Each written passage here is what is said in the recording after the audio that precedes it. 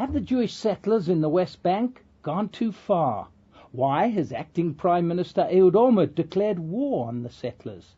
These are less moral questions, although they do deal with the kind of moral concerns which have taxed those Israelis who have long worried about the effect on their society of the prolonged occupation of Palestinian areas. But more than moral questions, these are nitty-gritty political questions, which revolve around this. After more than 3 decades of the settler tail wagging the State of Israel dog, have the settlers indeed finally gone too far? So far that the Israeli public turns tail on them and their purpose, namely to retain the whole of the biblical land of Israel for Jews. What prompts the thought is not so much that the settlers are being condemned by left-wing liberals, or even that the government is now criticizing them, but that they are under fire from ordinary fellow Israelis, people in whose hearts they thought they had settled, the kind of Israelis indeed who, though they did not line up with the settler ideology, never cast them as outcasts, never reacted forcefully to their transgressions as they established illegal outposts or trampled Palestinian rights. But now these same middle ground Israelis are, at least, seriously questioning the direction in which the settlers have long been trying to direct Israel. Last summer, the settlers failed to stop Ariel Sharon carrying out a veritable revolution when he dismantled the settlements in Gaza and withdrew Israel from 38 years of occupation there. But now they're trying to hit back. With Sharon cut down by illness and exploiting a presumed weakness of power, the settlers have tried to regain the initiative with a string of rebellious actions in order to, in their words, wash away Sharon's sins in Gaza. They've been laying down their marker, that the next Israeli government should not dare to try to give up more land unilaterally, this time in the West Bank. But by forcing the issue, by trying to preempt new withdrawals, the settlers have provoked a new questioning among Israelis about their own future.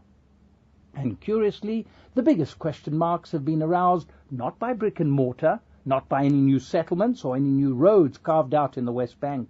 It is the future of Palestinian olive orchards that has become a major preoccupation. Night after night, over recent weeks, Israeli televisions have been showing dismembered Palestinian olive trees. Viewers have been aghast to discover that for the past 3 years, settlers have hacked down no fewer than 2,400 West Bank trees, mostly belonging to impoverished Palestinian peasants. The army and police made little inroads in halting the horticultural carnage, and precious few settlers have been detained, though they often acted in full public glare. Now, however, ministers in the transitional government are directing the Israeli army to stop turning an apologetic eye. The tree hackers will be halted, is the sudden promise of acting Premier Olmert, while military chief of staff General Dan Khalutz says Israel is paying the penalty of years of leniency towards the settlers.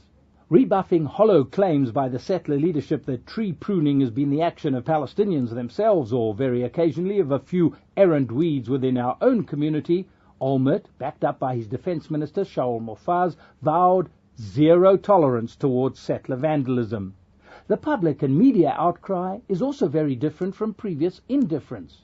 Nor is the public impatience with the settlers restricted to customary left-wingers whistleblowing about violation of Palestinian rights.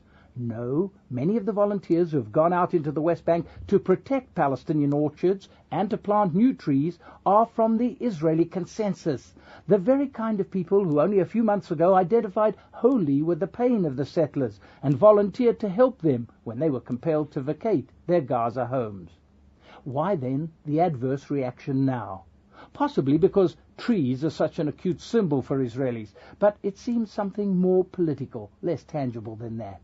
Just like the settler community, many mainstream Israelis instinctively understand that Ariel Sharon had positioned their nation at a new crossroads, a critical crossroads with a critical question to be answered. That question is this: is Israel going to continue to meander down a creeping annexationist road, down which it has gone for the past 30 years, during which large parts of the West Bank were gradually incorporated into Israel? Or should Israel be preparing for the final fixing of its permanent borders? Before he was struck down by illness, the fixing of permanent borders was Ariel Sharon's promise for the upcoming elections. Permanent borders are something which Israelis have never had in their 58-year history. It's something after which they hanker. And that dovetails now with the question of who should determine those new borders, the settlers or the great mass of Israeli voters who will be electing their new government at the end of March.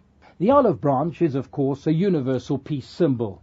But in the absence of firm peace moves with the Palestinians, the battle to stop the settlers in their actions against the Palestinian orchards can be seen as a more immediate and a more potent symbol. It involves a scramble for which West Bank lands should be included within Israel's desired permanent borders. In this context, some will certainly see the government's determination to square off against the settlers as coming not a moment, not a severed olive branch, too soon.